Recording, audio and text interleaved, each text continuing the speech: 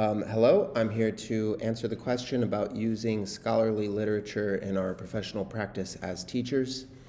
Um, to be honest, as I thought about this question, I really can't think of a time that I've personally looked to peer-reviewed research or anything like that to help me in a practical way with a concrete issue that I was facing at my actual job. Uh, I was asking myself about the reason for that. I think the main reason is just a high workload and lack of time, same thing that I know every teacher struggles with.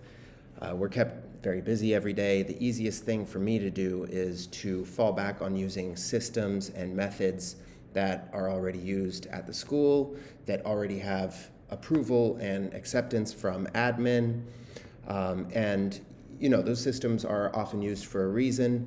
They work, they're proven to work with problems that the school has faced before, so I end up going to colleagues for ideas about how to deal with problems and how they've faced them before instead of going to look for scholarly literature. So I can recognize that there are some problems I've faced at school that might be helped by looking to research for new methods and ideas that I haven't tried before, or to understand the effects of certain policies that have been researched.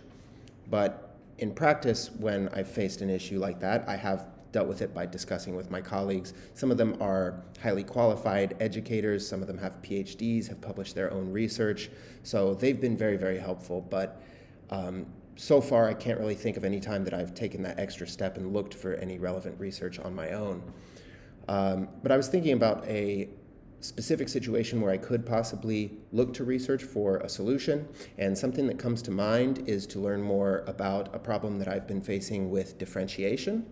So I have experience with differentiation in one classroom among different ability level of students, but in this year our classes have suddenly been divided into sets, which means that there are now high-level ability students in one class, medium-level students in another, and a third class with only low-ability students. So that's kind of a completely different teaching context. We didn't ask for this change.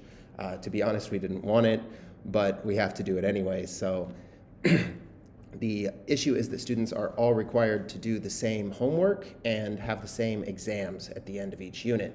So it's been a struggle to figure out how to differentiate the delivery when the assessments have to be constant and the kids are not in the same class, where we can kind of group them together and use differentiation methods that rely on that. So that's been an ongoing struggle. I haven't taken the time to look into it yet, but it strikes me as something where there may be research about different differentiation methods for this situation that I could look into. Other than that, I have only really used scholarly research indirectly at professional development sessions and training seminars that present some practical advice on how to implement things that through research were found to be effective in terms of classroom management, assessment techniques, etc. The only time that I have really engaged with scholarly research directly until this class, since I graduated from my undergrad in 2012, was the teaching certification course that I completed just a couple years ago. In that course, we were required to look at literature about educational policy in the specific place where we teach, and then give a presentation about the findings. And so I presented something about educational policy in China. I've included citations for some of the sources that I used in that presentation with the video, if anyone's interested to see it. There's one about the academic effects of the compulsory education law that was passed in China a few decades ago. There's another one about the social effects of that law, and then another one that is talking about various later educational reforms in China. It was a really interesting topic, but after looking at all of it, I have to say that it didn't really affect my actual job that much, because I teach at an international school, so we're kind of outside of the Chinese educational system.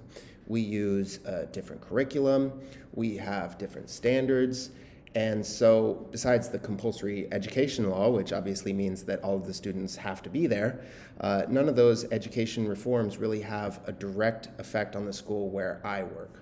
So this course has already made me think about how I could use research to help with my professional practice. I think that there are more situations where it could be applicable that will arise in the future, and hopefully I'll be better equipped to utilize that research as we learn more about it in this course.